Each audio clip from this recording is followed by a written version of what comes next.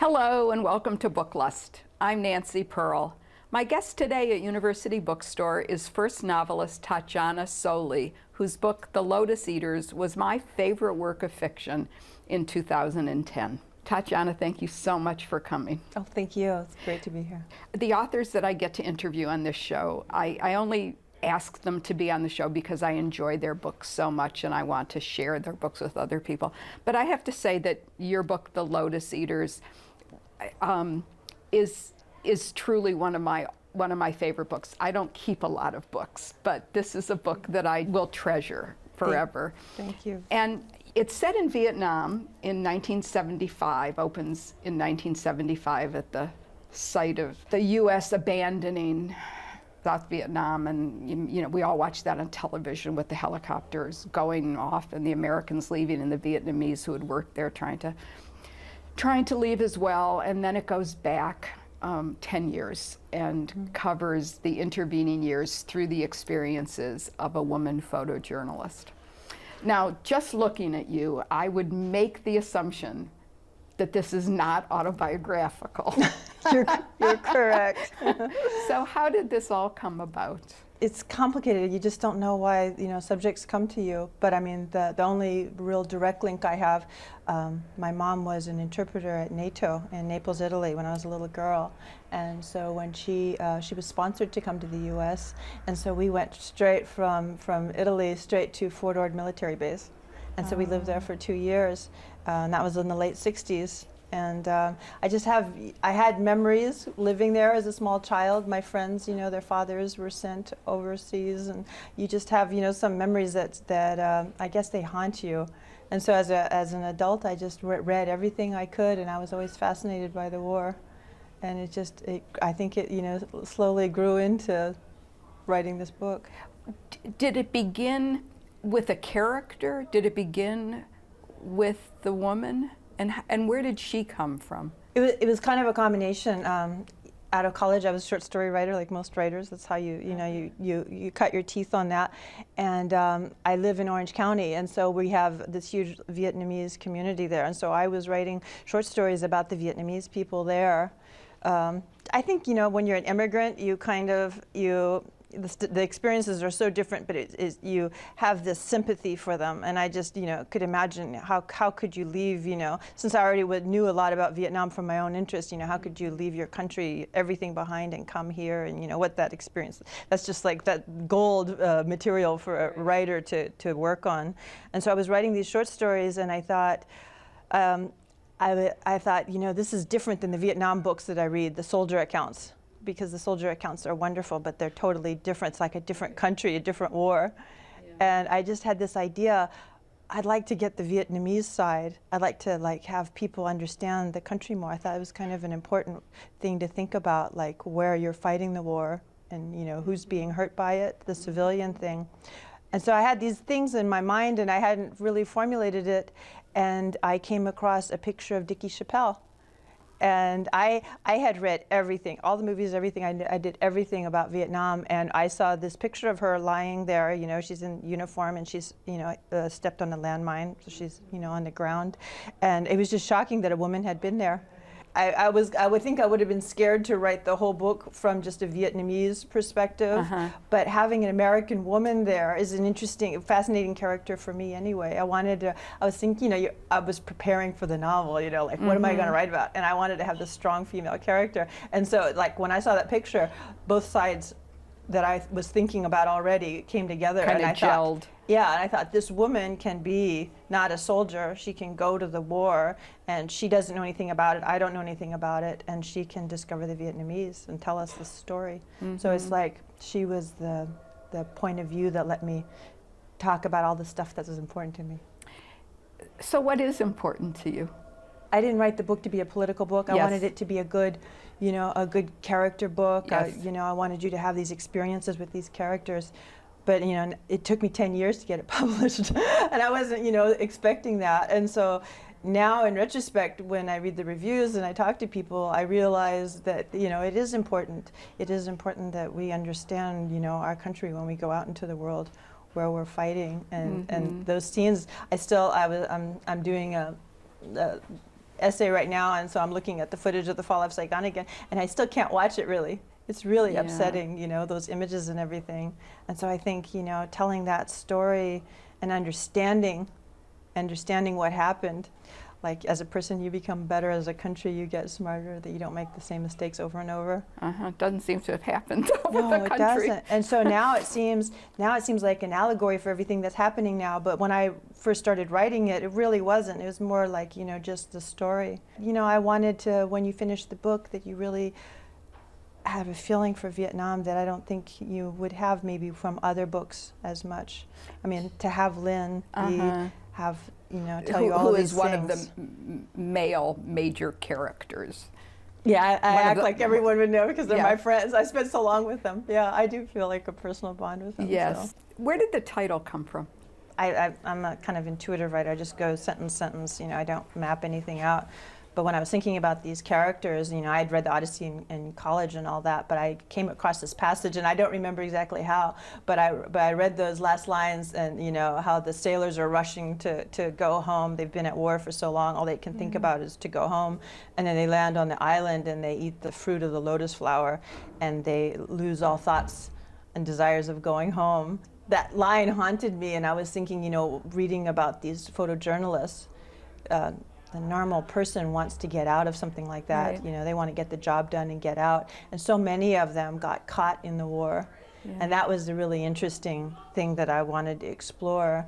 And, you know, why do they lose themselves? And I think that what I was so struck by is the irony of the title, because, you know, when you think of eating, those sailors eating the lotus and just sort of blissing out. I Blissing guess, out. you They're know, stoned. and they're Yeah. totally stoned, and it's Yeah. just so, everything is wonderful, and but what, you know, their addiction is toward that kind of lethargy, and but what these characters are addicted to, I think, each in their own way, is the adrenaline of war. And, you know, the question I think that they all struggle with is, how do you then live a life that doesn't have that adrenaline?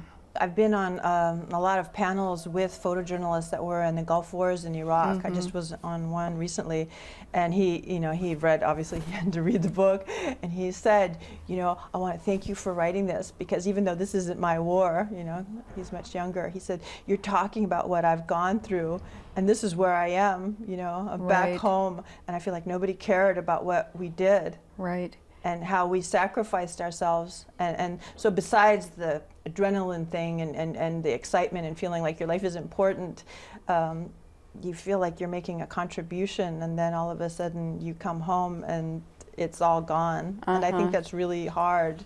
It's a hard thing to sacrifice yourself, to put yourself in danger, and then it's a harder thing to, you know, let it go and go back to a normal life.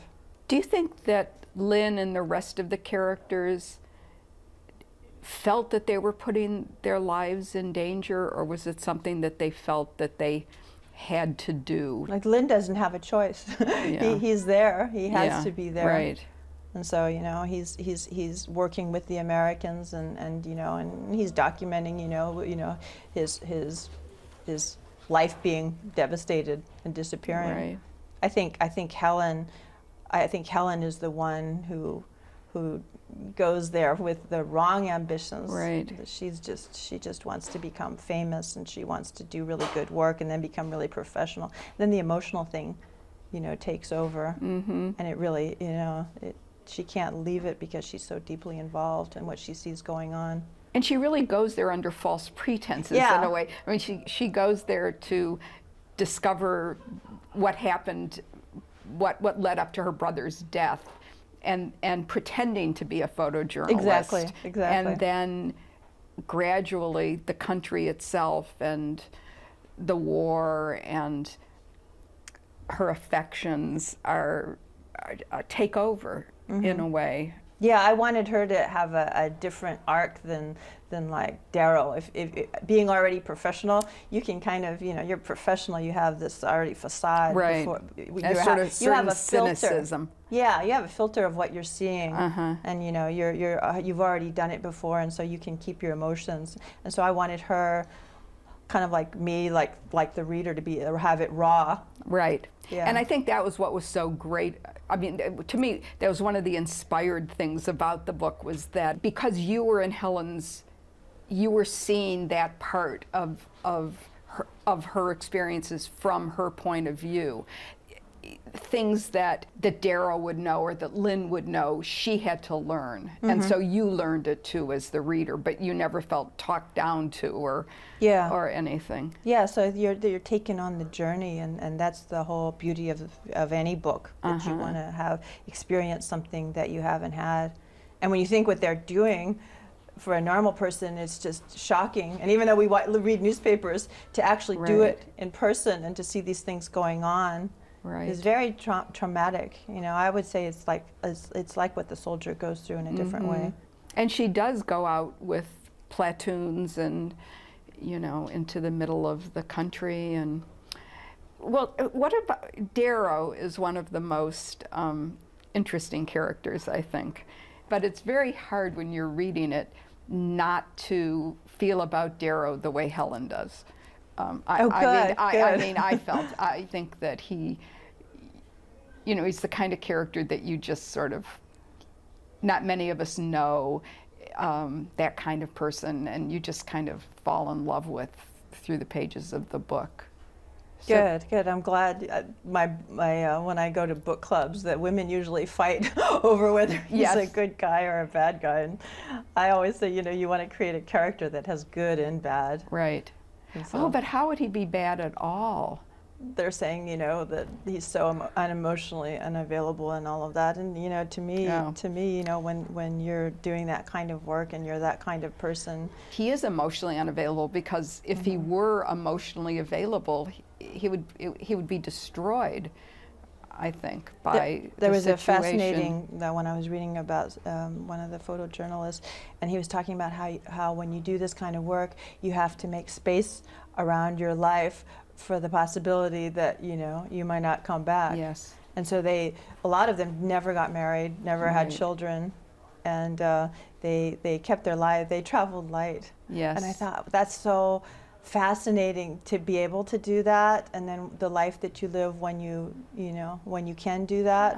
And so even though he gets involved with Helen, he's always telling her, you know, this is not going to be the picket fence and all of that. And did you do a lot of research besides about photojournalists and about the war itself? And were there particular books that you felt were more useful to you than others? You know, when I decided to write about it, and I resisted it because it seemed really scary. It's like the reviews say this is the book with the bibliography at the back. And so you worry that so many people have been there, and you know, this is very divisive, and it's very important to a lot of people. And I thought, if I get anything wrong, first of all, the book won't be credible, and you know, it's just, this is really important material. So I spent a year and a half just reading everything I could about combat, about the military, about photojournalists. But I also spent a lot of time reading about the culture of Vietnam, what the villages were like. I wanted to have, and especially because I hadn't been there, I wanted to come at it from a wide, like a camera, a wide lens, you know, and put it in a little bit of perspective, the history and why the people were the way, the little bit of, I have such a small part of what the research I had, but a little bit about the colonialism, a little bit about the French influence, you know, because it's true right now. We went into Vietnam so blind, you know, not understanding any of this. Right. And we had our own ideas about why we were there that the Vietnamese did not have. Right. And so, yeah, so I had to, I had to learn like the whole world in order to make my story out of it. Did you hear from Vietnam vets who have read the book and had a reaction to it? It's funny because, like, for research, you know, my husband and I, my husband's older, and so he, you know, has some friends that were, and people said, did you talk to them about their war experiences? And anybody who has a vet knows that they can't talk about that. You know, that's just really, you know. But after the book has come out, now when I do readings, I'll have, you know, at the end, usually when everyone starts leaving, you know, some of the vets come up and they talk. And I've been, and it's felt really good because I think, they know that I honored what their service was and that I gave an explanation. And I've had quite a few men say that they haven't read anything about it. And this was like, they said, I'm going to open this, I'm going to read this, and this is going to be like my first entry back. Because it isn't a political novel in No. any way. I mean, it really is a novel about relationships. I just felt that the characters were so real. When Helen goes home she goes home to stay with her mother, and sort of in the midst of this, and just finds herself unable to live that California life because halfway across the world there's this war going on that nobody is paying attention to. In writing this, I would say, like, when they ask you, you know, what does the setting mean to your book? The war is this constant pressure, and it's like, what is the psychic kind of balance? What is the weight that it has on all the characters? And now, you know, when I meet people that have been there and people that have been in, you know, more current wars, it takes a huge price out of these people, and you know, I think it's an interesting thing, and it's a burden, and it's something you have to think about when you send, you know, soldiers and photographers and everyone to new wars. What is it going to do to them permanently? Because you can't leave it behind. You can't forget about what happened. I think that we underestimate what war does to even the non-combatants like Helen. I mean, Helen is forever changed. Whatever's going to happen in the pages after the book is finished, Helen is forever changed and can never go back to being that little sister whose brother marched off to war in all innocence and all of that. Yeah. I always think we learn something from every book we read, whatever kind of a book it is. But in this book, it was like the war was one of the characters that everybody else was kind of responding to. Yeah, I mean, in a way, it's a loss of innocence story, Yes. or a coming of age story. Right. And I was very conscious when I was structuring it, because I always had the fall of Saigon be the beginning, because that's kind of the catalyst. Like when we all know what happened at the war, those are the images that we have. But I wanted to really show, and it was interesting doing research when you just reading Life magazines and stuff, you know, looking at the ads and the articles and everything. People would mention Vietnam just like, oh, this little skirmish that we're having. I mean, nobody had any idea what it was going to turn into. Right. And then as the 60s, you know, once you get to 67 and 68, it becomes this huge thing, this monster. Yes. And so I wanted to try to get that early feeling, because I think, you know, we've all forgot that. We all remember when it was at its biggest and most, you know, devastating. And, you know, how did you get there? Last year, I thought there were two great Vietnam War novels, and one, of course, was yours, and the other was Karl Marlante's book Matterhorn. And they're totally different, and they take their approach to the war very differently. I thought both of them, yours and Karl's, were just terrific novels. I'm not sure they're for the same kinds of readers either, but it's almost as though each generation needs to write its own Vietnam War novel. Well, I was interested at the beginning when you said that, you know, you don't plot out in advance, that you just sit and write word after word after word. So describe your and I know you've just finished a novel. I have. And my second. Your second, and it'll be out next in 2012. Yeah. And is it very different from this one? It's entirely different. Yeah. This was the historical novel, you know, for me, with the burden that I had to do. And writing a historical novel is different because you're doing two things at the same time. You have to be factually accurate. You have to, you know, you're working within a framework. You can't make things totally up. You have to make the story readable so that even if somebody would pick this up and not be that interested in Vietnam, they're compelled by the characters and they want to read about this experience. So that's really important. So I did not want to write a docudrama, so I think I went through a lot of drafts, being a first novel and writing a complicated story. So in the second one, I wanted to write just write the story, just write about characters, just be in a contemporary setting. So it was much more just based on story, and that was a relief. It was good. When you're choosing something to read, do you tend toward liking books that are more character-driven or more story-driven, or does it depend on your mood? Or You know, just wonderful writing. I always tell people that you have to find, I think the subject chooses you. It sounds mystical or whatever, but you have to be passionately excited about the book because you can spend a long time writing it. And I love Hemingway, you know, and I remember in, I don't know, it was high school probably, reading about bullfighting, which I hate. And I was saying, if you can write well, you're going to take somebody on that journey to read about anything because of, you know, what you're talking about underneath the subject.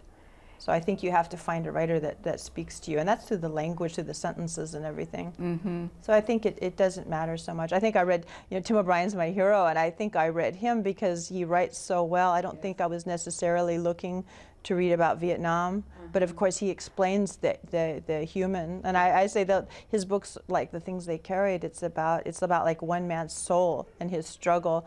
There's very little combat. You don't have all the big battle scenes. You don't have any of that. You just find something because you read those first few sentences and you can't put the book down. Were there places where you got stuck? I mean, you had the arc in your mind, but the writing you did day to day was not plotted out in advance. I think maybe because I'm a short story writer, I tend to, I think the chapters almost, they're not like short stories, but they're in units, you know. So it was kind of an organizational thing. So then after you've written all of this, then you try to figure out how to move it around and how to, you know, make it work for you. I know I had written the scene with Lynn's family, and you know that's a horrible scene. I still have a really hard time, you know, going through it. You know, I usually avoid it as a unit because, you know, but I didn't know where to put it in the book. And so when you're writing a short story, you know, it is on its own. But here you have to put it in a place where it has the most value and impact. And in the beginning, when I wrote it in the very front of the book. And then as I got to live with the entire experience, I realized that he can't reveal something like that until the very end. So you start threading backwards and you have, you know, hints all the way through the book. But it's a really important thing that he tells Helen this, you know, as the ultimate intimate thing. You know, that's the biggest gift he can give to share.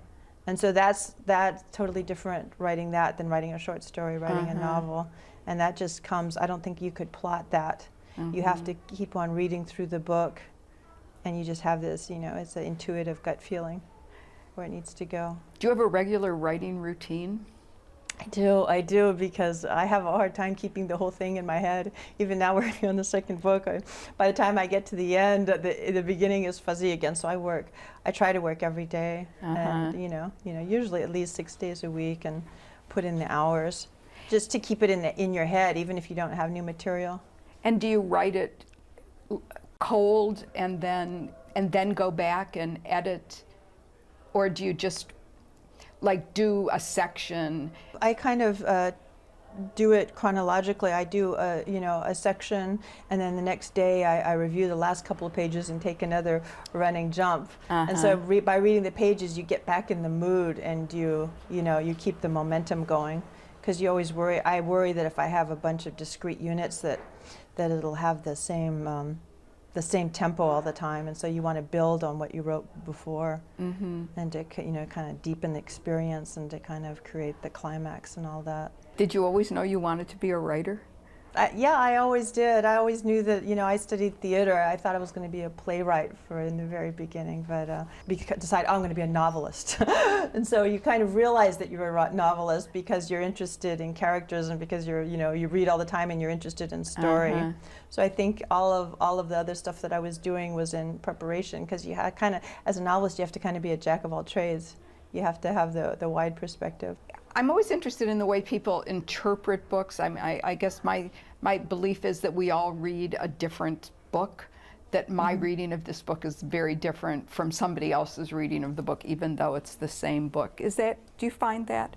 I totally find that. It's been a fascinating experience, because I'll go to readings and stuff, and people will tell me about the book, things that I had not really thought of, but you know, they work there. Right. And so I feel like, yeah, I'm giving a part of an experience, and then it's you're going to complete it, or you're going to give it meaning based on how you read. So it's really interesting, because you want to make sure that you include enough there for the reader to get it. But it's fascinating that there's stuff in there that you, the writer, you can't give it all. Right. That the reader is going to finish it and then tell you what you've written. And a lot of it's below the conscious level. Right. You know, you can't articulate it all. Can we ask you about your second book, or would you Yes. rather not talk about No, it? well, since it's finished, Oh, I can good. talk Okay. about it.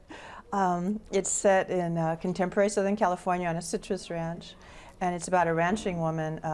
Her family wants her to sell the ranch because developers have, come all around, and all the other ranches are gone, so hers is the last one. And she doesn't want to sell it, and she becomes very isolated, kind of living there by herself. And then she hires a woman, a girl, to come take care of her. And the girl ends up not being who she says she is. Oh. And so it becomes a two-character kind of experience, and it's set on a static location on this ranch. So I say it's two dangerous women, oranges, and voodoo. But I wanted to have this experience because in this book you're moving so much, and you're moving through time and space and country and all of that. I wanted to have this I wanted a different technical challenge. Uh-huh. So how do you keep, for the 300 or 400 pages of a book, how do you keep it interesting to have the main focus, these two characters and the drama there? And so instead of Lotus Eaters being outside, Right. this one is internal. Uh-huh. And so that made very interesting experience for me as writing. Did you find it easier to write the second novel than the first one, or did you feel under pressure because of the success of the Lotus Eaters? I had already finished the first draft of the second before this sold, so that was really nice. Yes. I kind of had that in my pocket, and I could go back to it. But it's funny, you hope that you have learned how to write a novel, and then you realize that you haven't, because every book has different problems, different challenges, different things that you have to think about. And are you going to continue writing short stories? Do you have a collection of short stories that... When I first, started, I had an agent call me, and he had read my short stories in magazines, and he said, where's the novel? so many, it's Right. hard to sell short stories. Yes. Yeah. So I still write them, and I just wrote one. I came back from Vietnam in December, and I wrote a short story over the Christmas break before I went back out on tour, and it was the first one set in Vietnam, contemporary. And so that was a huge leap because everything else was historical. Uh-huh. And so, it's fun to be able to finish something in a month and to let it go. So I'll keep it up. Well, Tatjana, thank you so much for coming up from Southern California to spend some time with us. And I just really want to thank you for writing The Lotus Eaters. Thank you. It's been a pleasure.